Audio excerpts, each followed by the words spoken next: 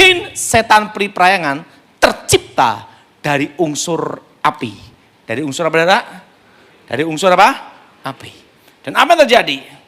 Langsung dibakar, tiba-tiba langsung keluar kayak hijau, ular naga itu gini keluar.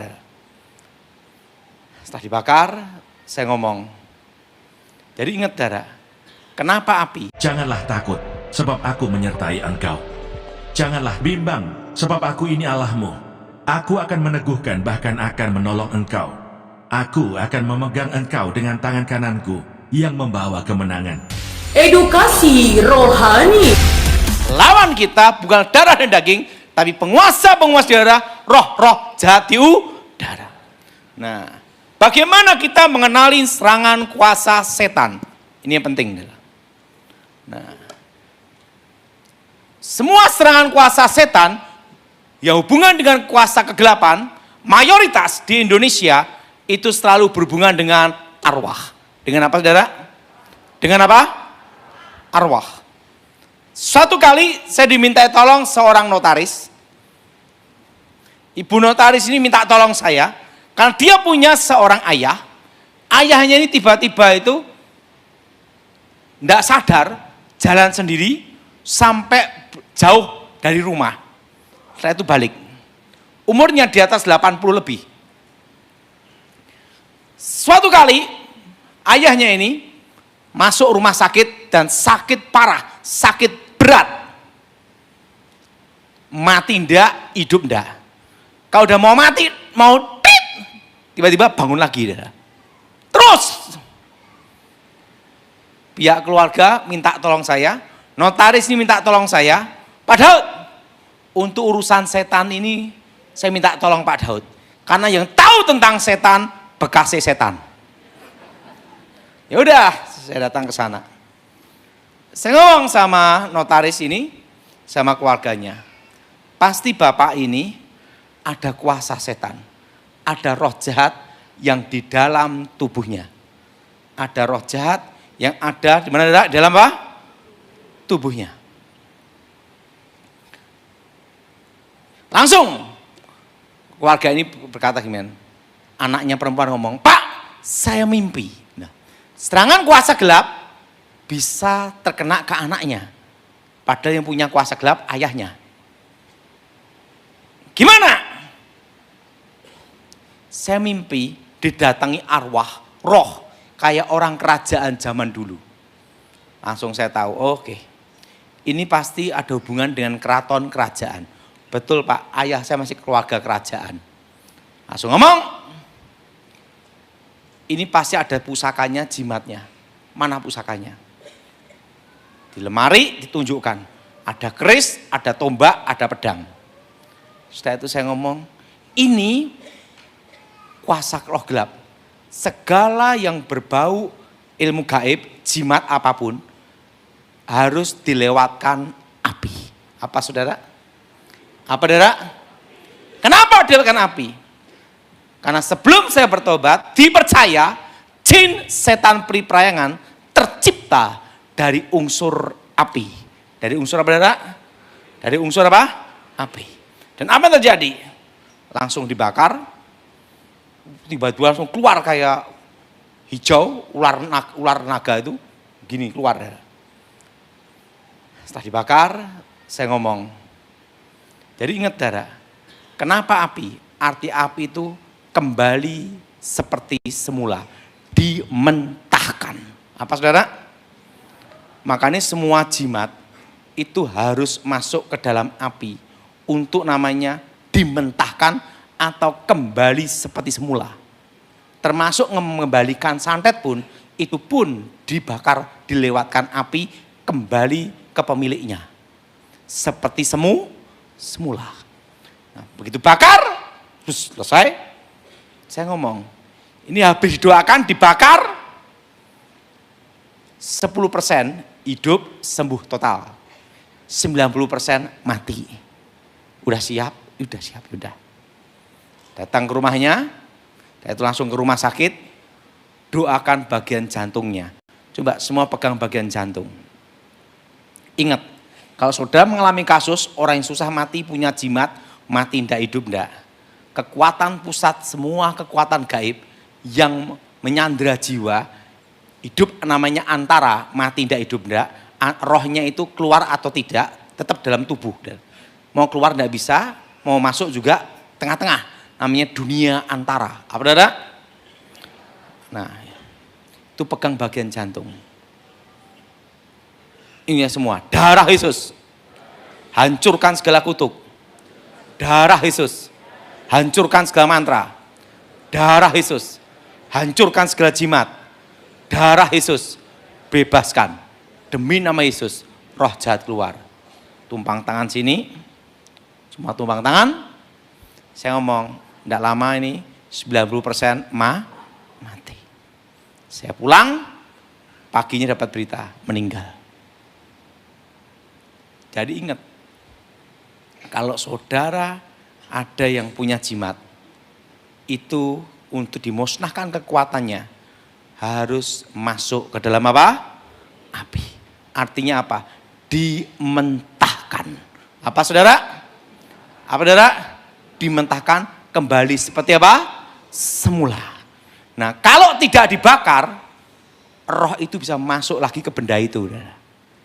Maka harus dibakar untuk dimentahkan kembali seperti semula. Kenapa? Karena jin setan dipercaya tercipta dari unsur apa?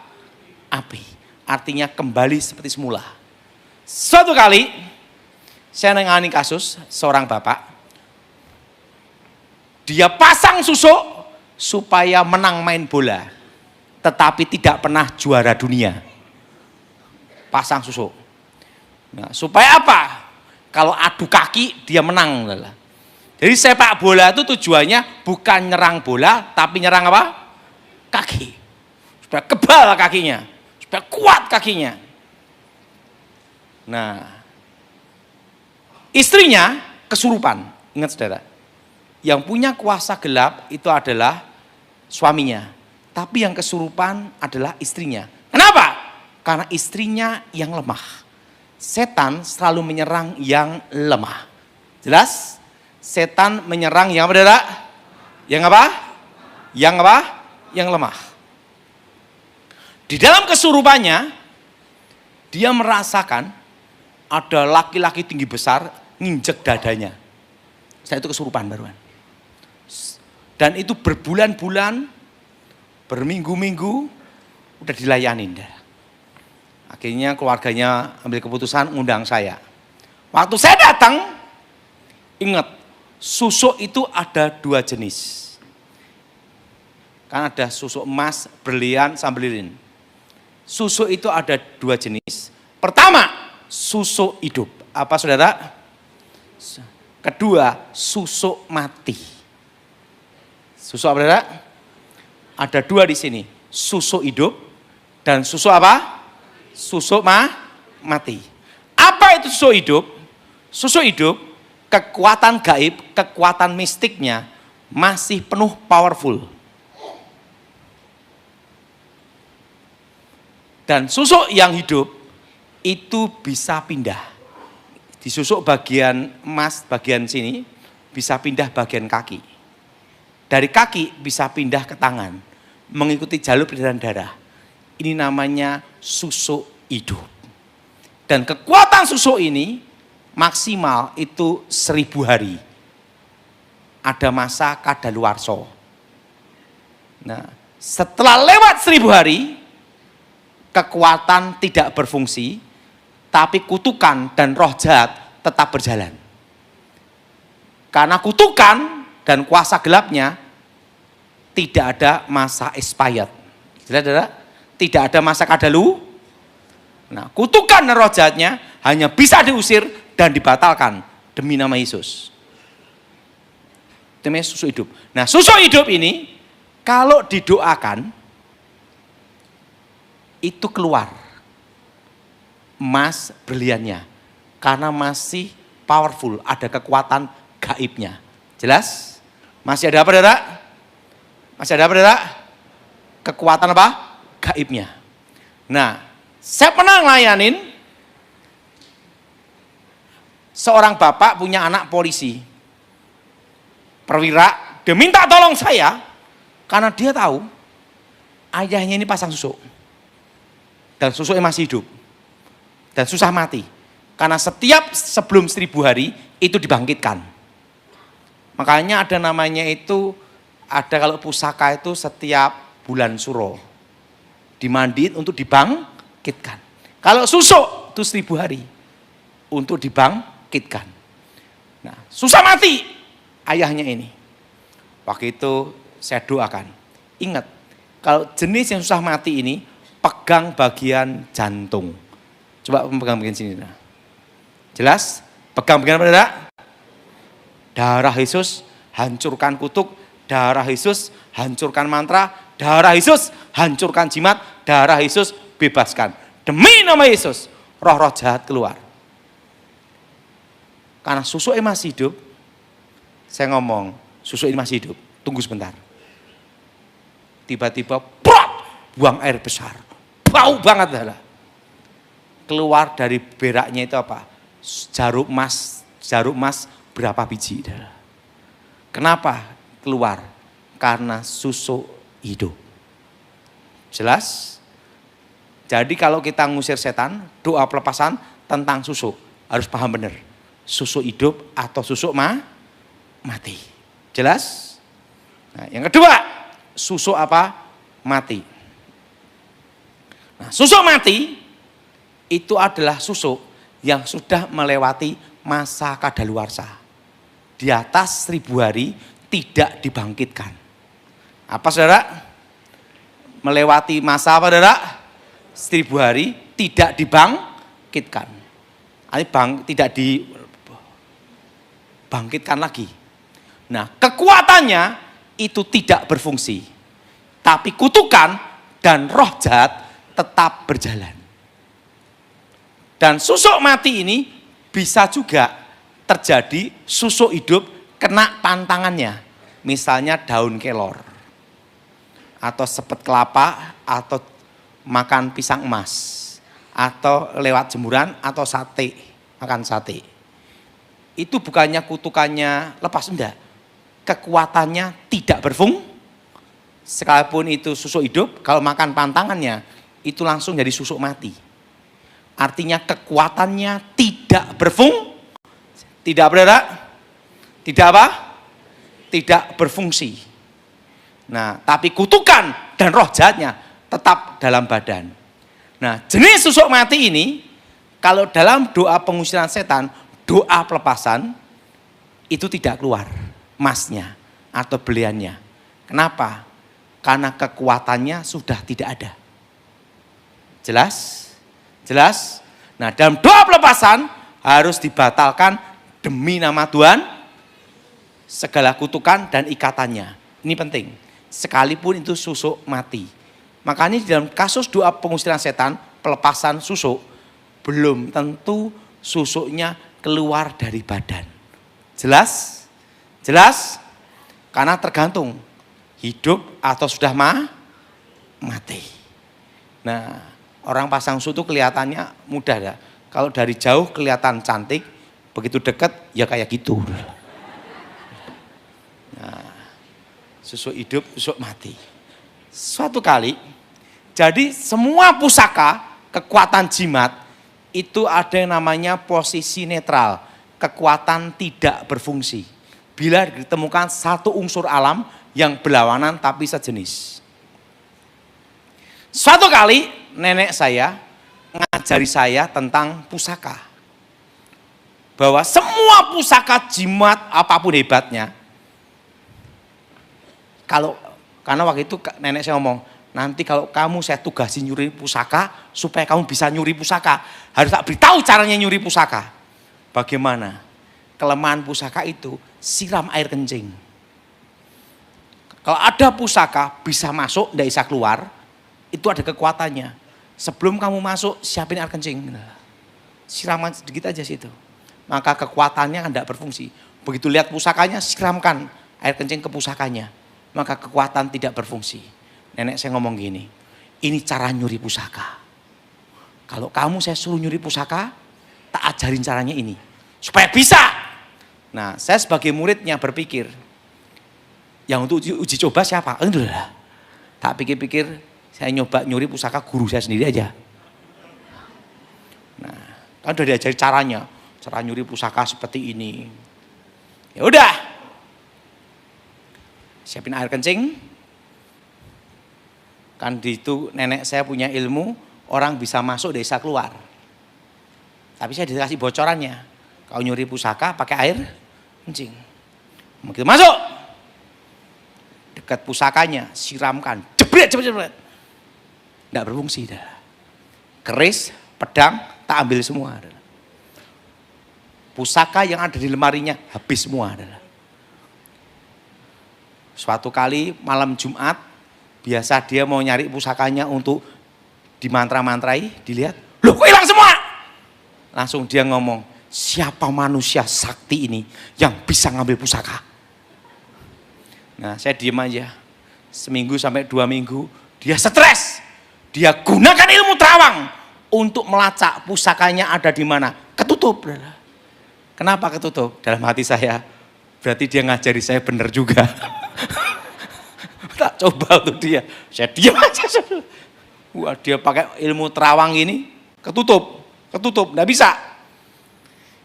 Setelah itu dia stres putus asa, saya kasihan. Nenek, kamu ingin tahu pusakanya? Ya ini pusakanya tak sembunyi, tak curi. Loh, kamu nyuri pusaka saya? Kan nenek ngajari saya nyuri. Sebelum saya praktek ke tempat lain, tak praktekkan dulu ke tempat nenek. Wah, langsung dia beritahu. Nah, makanya pusaka-pusaka zaman dulu sama Jepang, sama Belanda, kalau dirampas, kencingin. Supaya apa? Kekuatannya tidak berfungsi. Itu bisa kekuatan tidak berfungsi selama 40 hari. Kenapa air kencing? Ini masuk, ini keluar. Satu unsur berlawanan.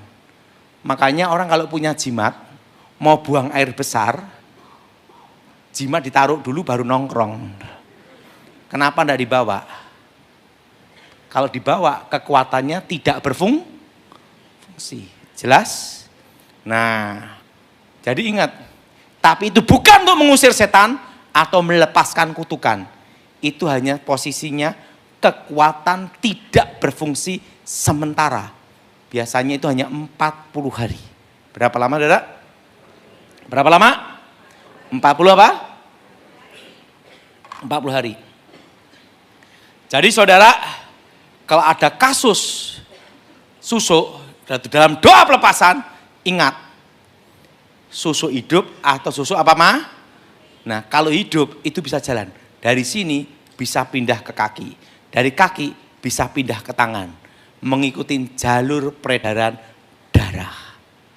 Nah, Pak, kalau ada kiriman ilmu santet, cara ngembalikannya gimana?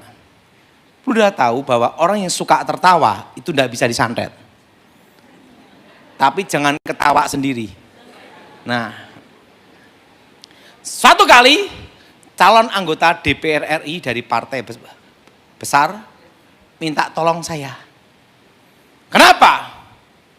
Karena dia dikirim santet. Dari mulutnya keluar rambut-rambut. Dan setiap kali dia mandi, ketiak gini nih, keluar kerikil dan pasir. Dan setiap malam ada burung hantu. Tiap malam. Nah, dia orang Kristen dipanggil pendeta. Pendeta datang, setan keluar. Pendeta keluar, setan datang. Pusing dia. Rapat keluarga, masalah setan. Saya diminta tolong untuk hadir. Waktu itu posisi saya masih ngawal presiden waktu itu. Masih ngawal presiden SBY waktu itu. Karena dia pejabat, calon DPR RI dan dia mau jadi pejabat, nelpon saya. Dia diminta tolong, saya datang.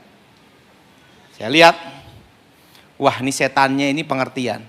Dia botak, dikirim rambut. Kendalanya muncul bagian sini. Dia ngomong, Pak, cara ngembaliin santet gimana? Mudah.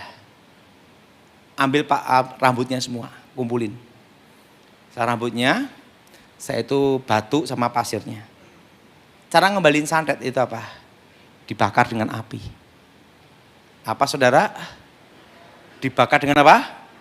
Artinya apa? Kembali ke asal. Kembali seperti semu. Jelas? Jelas? Kalau ada yang ngirim mati rezeki tanah kuburan, sudah tahu tanahnya, kumpulin, bakar. Itu kembali seperti semula. Kembali ke asal. Doakan demi nama Tuhan. Nah, setelah itu, Pak, burung hantunya gimana? Tembak dor, goreng. Nah, saya penting dimasukkan dalam api. Bakar dulu di api. Burungnya dibakar di api dulu. Plus. Nah, ingat, kalau saudara ada kiriman santet, paku, boneka, tali pocong, atau model pocong, atau model apapun, tahu itu jenis santet. Ingat, langkah pertama yang dilakukan apa saudara? Masukkan ke dalam apa? Kenapa masuk dalam api? Kembali ke asal. Ikuti saya semua, kembali ke asal. Apa saudara? Atau dimentahkan, kembali ke pemiliknya. Nah, tapi ingat, semuanya itu, semua jimat, semua jenis pusaka model apapun harus masuk ke dalam api.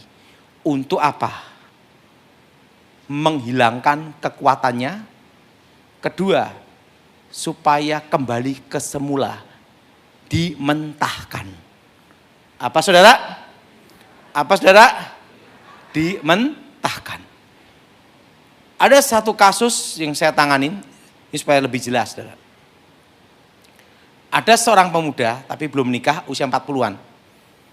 Dia punya jimat, batu, dan itu membuat dia kebal senjata. Di karter, tembak, silet, nggak mempan. Saudara. Batu ini kalau dilempar, peng, ke sungai, besok pagi-pagi, tek, balik ke lemari. Saudara.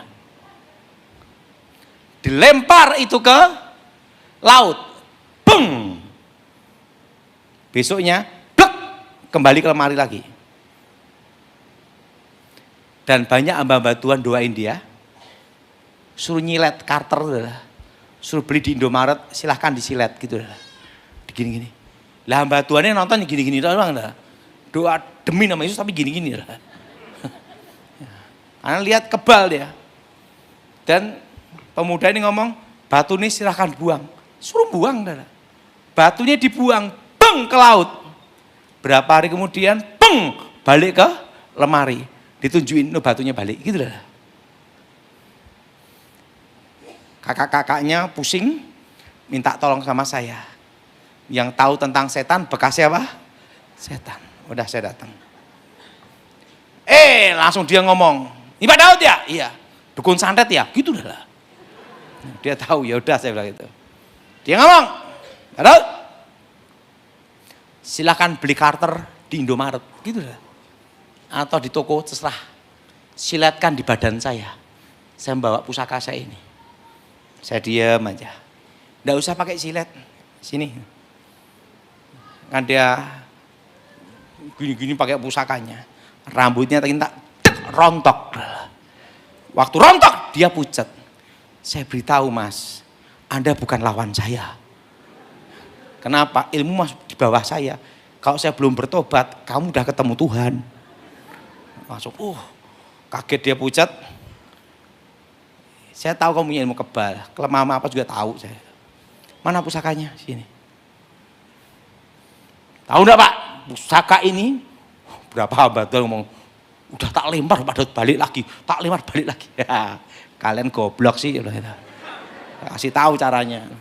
Mana pusakanya? Plak. Pertama, harus apa saudara? Masuk dalam apa? Api. Ingat itu. Jimat apapun harus dimasukkan ke dalam apa? Api dulu. Lewatkan masuk api dulu. Begitu masuk dalam api, kebakar. Setelah kebakar, batunya diambil, mana pukul besinya, tek, hancur jadi pasir. Saya ngomong dia, udah tidak bisa balik lagi. Langsung doa pelepasan, bertobat. Kenapa hamba Tuhan yang ini gagal? Karena tidak masuk ke dalam api.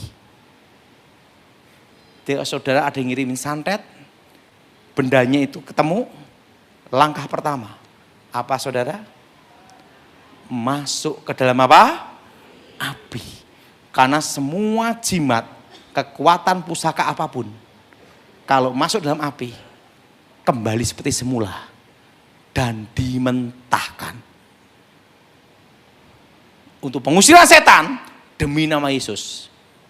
Nah, makanya ada kasus tertentu, kalau jimatnya hanya dibuang aja, rohnya balik lagi. Kalau udah masuk dalam api, udah enggak.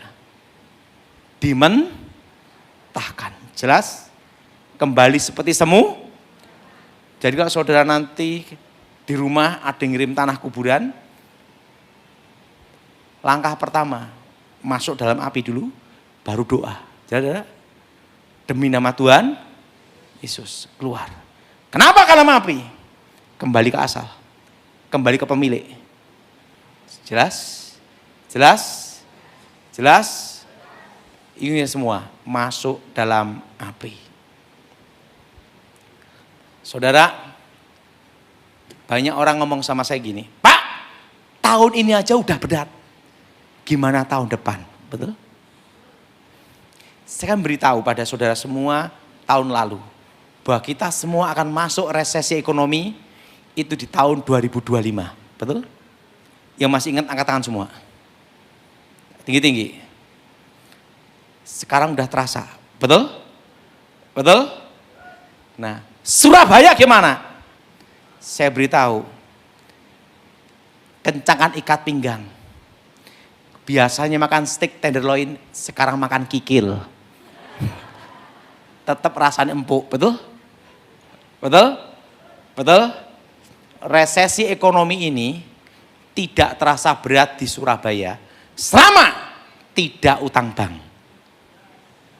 Jadi yang utang bank, makanya dari 3 tahun yang lalu saya beritahu, jangan utang bank. Karena kita masuk resesi ekonomi berat tahun depan. Yang utang bank, siapin. Nanam kelapa kopior dan es kopior. Sambil minum sama-sama kepalanya kok. Karena kondisi seperti ini masih sampai tahun depan. Jelas saudara? Dan nanti inflasi terus. Tahun depan semua ada. Semua naik semua adalah. Harga-harga akan naik semua. Itu tahun depan. Yang tidak naik hanya satu, harga diri. Sampai 2026 Desember. Itu puncak-puncaknya inflasi. Dan 2027 baru ekonomi bergerak. Jelas? Dan tahun depan banyak properti yang diobral. Tahun ini sudah banyak, tahun depan lebih banyak adalah. Karena orang perlu makan dan perlu uang cash. Tapi saudara jangan tergoda utang bank, pakai KPR untuk beli properti. Ingat, jangan terjebak itu.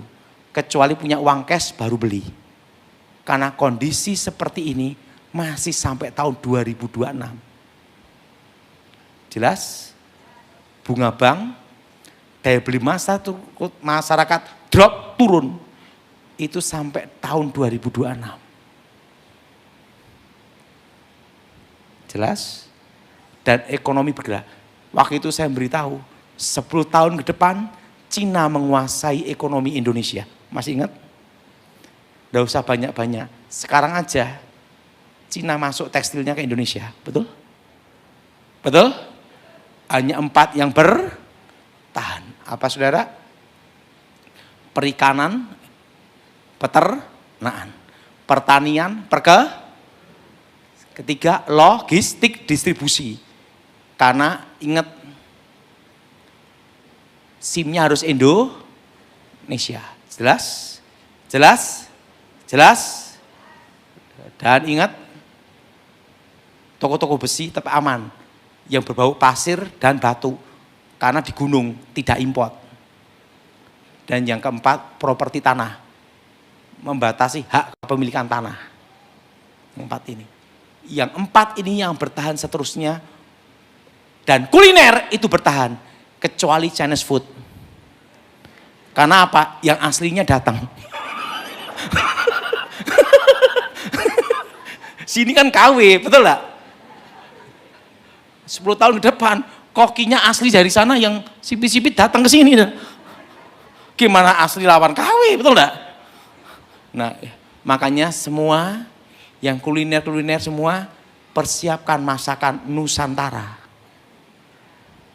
Karena 10 tahun ke depan, Cina menguasai ekonomi Indonesia. Kemarin saya di Kementerian Pertahanan, saya omong-omong sama Jenderal Gleni Kairupan karena sahabat saya 20 tahun. Saya ngomong, langkah pertama, swasembada jagung dulu. Untuk apa? Karena jagung yang paling tahan kemarau. Kalau padi itu harus berair, cukup. Dari batang, daun, sampai biji, semua bisa kepakai. Dan tahan lama. Pertama, jagung dulu. Kedua, aman dulu. Kondisi apapun penting aman. Ingat, tahun depan yang diutamakan presiden pasti aman dulu. Jelas? Jelas? Jadi saudara tidak usah takut akan terjadi macam-macam. Aman. Amin. Ngomong sebelahnya, tidak usah pindah luar negeri. Amin. Apa saudara? Aman. Ingat, posisi apa saudara? Aman. Pak, gimana untuk ke depan, tahun depan nyimpen apa? Pertama, yang hubungan dengan dagang, yang berhubungan dengan import, harus punya cash dolar secukupnya aja. Yang kedua, perlu udah tahu emas nanti berapa tahun lagi 2 juta per gram. Tahun lalu saya nyuruh semua nyimpen emas walaupun 1 gram. Betul? Betul? Sekarang udah naik. Dan berapa tahun lagi 2 juta per gram. Jadi kalau nikah nanti bukan pakai cincin emas, cincin aluminium. Jelas? Cincin apa dah? Ngomong sebelahnya, itu nanti zamanmu. Penting tahan lama, aluminium. Cintamu sejati seperti aluminium. Nah, jadi itu akan terjadi, ingat. Dan saya sudah beritahu, tahun depan perpajaan. Jadi saya beritahu sekarang, ini sebelum saya selesai khotbah ya. Kenapa 3 tahun yang lalu saya khotbah di tempat ini sampai berapa kali supaya semua beli tanah. Masih ingat? Ya masih ingat, tangan-tangan coba. Beli tanah, beli emas, beli US dollar. Betul? Saya kasih tahu. Gaji UMR sekali. Sekarang ini misalnya. Sebulan maksimal lah. Udah berat itu. Itu 5 juta. UMR ya. Oke. Mau punya rumah. Harga 500 juta itu paling rendah di Surabaya. Betul? Betul? Kecil. RSSS. Rumah sangat sederhana, selonjor, susah. Itu aja udah 500 juta di dalam kota. Betul? Betul? Itu mau beli aja. Itu nunggu 10 tahun loh. Itu sama makan dikurangin doa puasa, betul? Setelah 10 tahun mau beli, naik, karena harga tanah naik terus, 1,5 miliar, 2 miliar, gimana mau kebeli, betul? Apalagi gajian 3 juta, 4 juta. Kan saya beritahu, saudara semua beli tanah, nanti menentukan masa depan anak-anakmu, betul? Betul? Perpajaannya, betul? Betul? Kedua, ingat saudara, saingan tambah berat, betul? Betul?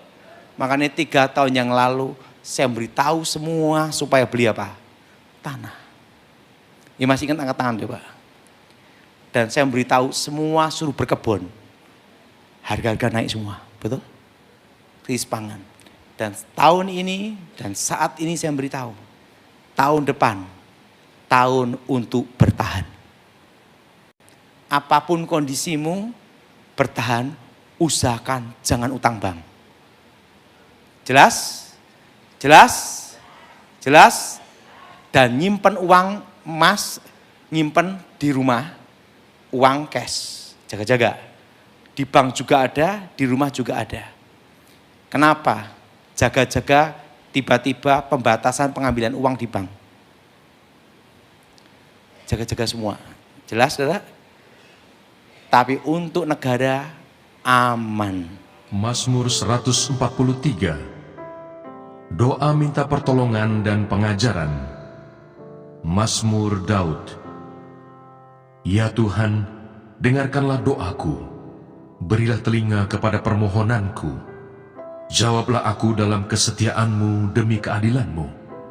Janganlah berperkara dengan hamba-Mu ini, sebab di antara yang hidup tidak seorang pun yang benar di hadapan-Mu. Sebab musuh telah mengejar aku dan mencampakkan nyawaku ke tanah, menempatkan aku di dalam gelap seperti orang yang sudah lama mati. Semangatku lemah lesu dalam diriku, hatiku tertegun dalam tubuhku. Aku teringat kepada hari-hari dahulu kala. Aku merenungkan segala pekerjaan-Mu, aku memikirkan perbuatan tangan-Mu. Aku menadahkan tanganku kepadamu. Jiwaku haus kepadamu seperti tanah yang tandus. Jawablah aku dengan segera ya Tuhan. Sudah habis semangatku. Jangan sembunyikan wajah-Mu terhadap aku, sehingga aku seperti mereka yang turun ke liang kubur. Perdengarkanlah kasih setia-Mu kepadaku pada waktu pagi, sebab kepadamu-lah aku percaya. Beritahukanlah aku jalan yang harus kutempuh, sebab kepadamu-lah ku angkat jiwaku. Lepaskanlah aku daripada musuh-musuhku ya Tuhan, padamu-lah aku berteduh. Ajarlah aku melakukan kehendak-Mu, sebab Engkaulah Allahku. Kiranya roh-Mu yang baik itu menuntun aku di tanah yang rata. Hidupkanlah aku oleh karena nama-Mu ya Tuhan. Keluarkanlah jiwaku dari dalam kesesakan demi keadilan-Mu. Binasakanlah musuh-musuhku demi kasih setia-Mu. Dan lenyapkanlah semua orang yang mendesak aku, sebab aku ini hamba-Mu.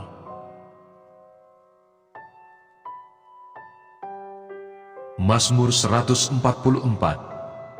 Nyanyian syukur Raja dari Daud. Terpujilah Tuhan gunung batuku, yang mengajar tanganku untuk bertempur dan jari-jariku untuk berperang, yang menjadi tempat perlindunganku dan kubu pertahananku, kota bentengku dan penyelamatku, perisaiku dan tempat aku berlindung, yang menundukkan bangsa-bangsa ke bawah kuasaku. Ya Tuhan, apakah manusia itu sehingga Engkau memperhatikannya, dan anak manusia sehingga Engkau memperhitungkannya? Manusia sama seperti angin, hari-harinya seperti bayang-bayang yang lewat. Ya Tuhan, tekukkanlah langit-Mu dan turunlah. Sentuhlah gunung-gunung sehingga berasap. Lontarkanlah kilat-kilat dan serakkanlah mereka.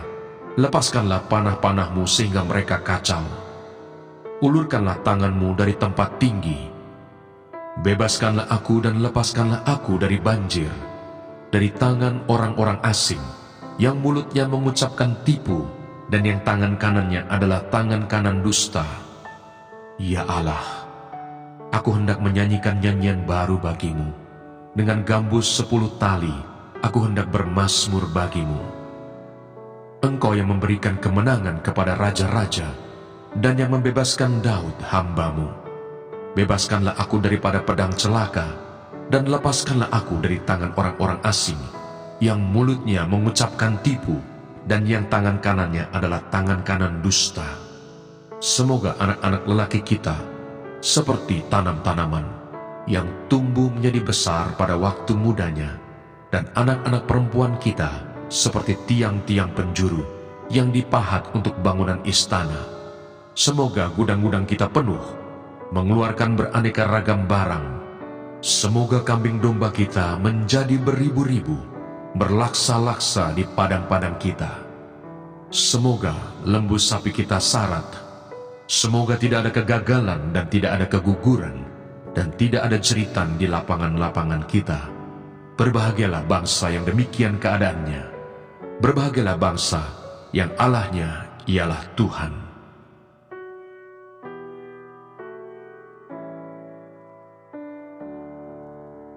Mazmur 145. Puji-pujian karena kemurahan Tuhan. Puji-pujian dari Daud. Aku hendak mengagungkan Engkau, ya Allahku, ya Raja. Dan aku hendak memuji namamu untuk seterusnya dan selamanya. Setiap hari aku hendak memuji Engkau, dan hendak memuliakan namamu untuk seterusnya dan selamanya. Besarlah Tuhan dan sangat terpuji, dan kebesarannya tidak terduga. Angkatan demi angkatan akan memegahkan pekerjaan-pekerjaanmu dan akan memberitakan keperkasaanmu.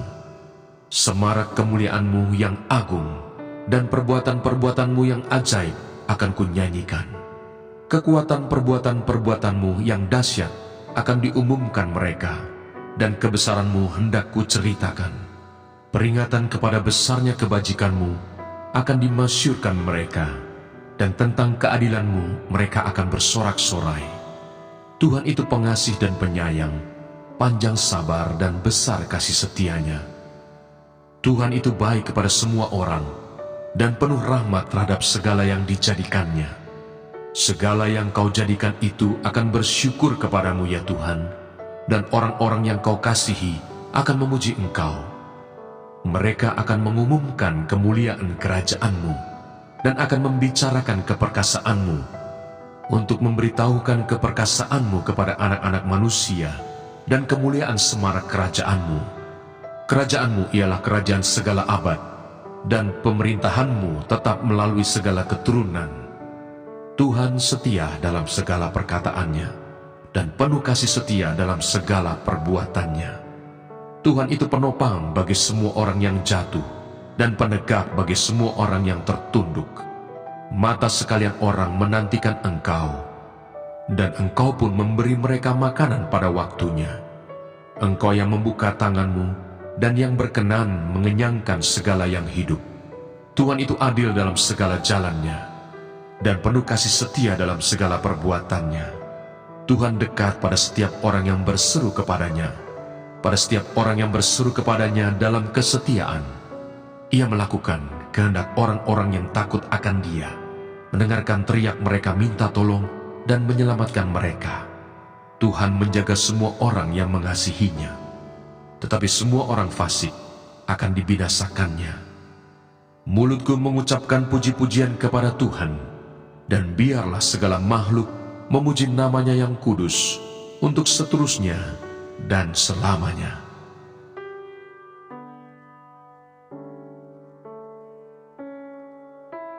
Mazmur 146. Hanya Allah satu-satunya penolong. Haleluya, pujilah Tuhan hai jiwaku. Aku hendak memuliakan Tuhan selama aku hidup, dan bermazmur bagi Allahku selagi aku ada. Janganlah percaya kepada para bangsawan, kepada anak manusia yang tidak dapat memberikan keselamatan. Apabila nyawanya melayang, ia kembali ke tanah. Pada hari itu juga lenyaplah maksud-maksudnya. Berbahagialah orang yang mempunyai Allah Yakub sebagai penolong, yang harapannya pada Tuhan Allahnya. Dia yang menjadikan langit dan bumi, laut dan segala isinya, yang tetap setia untuk selama-lamanya, yang menegakkan keadilan untuk orang-orang yang diperas, yang memberi roti kepada orang-orang yang lapar. Tuhan membebaskan orang-orang yang terkurung. Tuhan membuka mata orang-orang buta. Tuhan menegakkan orang yang tertunduk. Tuhan mengasihi orang-orang benar. Tuhan menjaga orang-orang asing. Anak yatim dan janda ditegakkannya kembali, tetapi jalan orang fasik dibengkokkannya. Tuhan itu Raja untuk selama-lamanya. Allahmu, ya Sion, turun-temurun. Haleluya.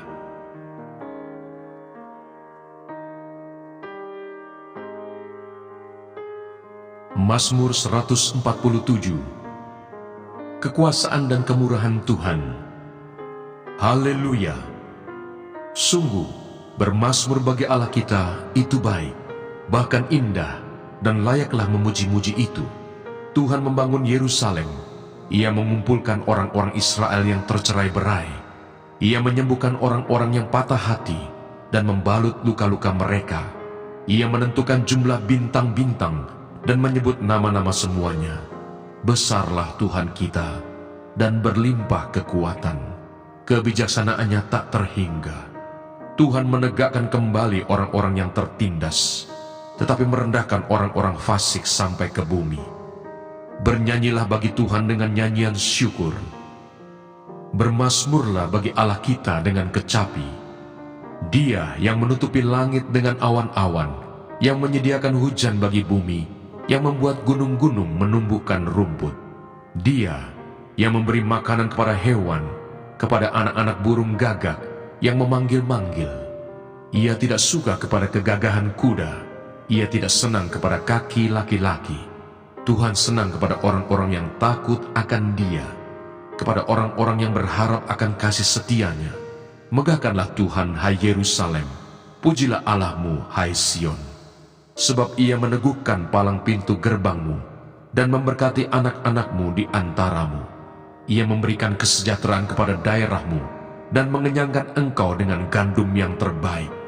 Ia menyampaikan perintahnya ke bumi, dengan segera firman-Nya berlari. Ia menurunkan salju seperti bulu domba, dan menghamburkan embun beku seperti abu. Ia melemparkan air batu seperti pecahan-pecahan. Siapakah yang tahan berdiri menghadapi dinginnya? Ia menyampaikan firman-Nya, lalu mencairkan semuanya. Ia meniupkan anginnya, maka air mengalir. Ia memberitakan firman-Nya kepada Yakub, ketetapan-ketetapannya dan hukum-hukumnya kepada Israel. Ia tidak berbuat demikian kepada segala bangsa, dan hukum-hukumnya tidak mereka kenal. Janganlah takut, sebab aku menyertai engkau. Janganlah bimbang, sebab aku ini Allahmu. Aku akan meneguhkan, bahkan akan menolong engkau. Aku akan memegang engkau dengan tangan kananku yang membawa kemenangan. Edukasi rohani.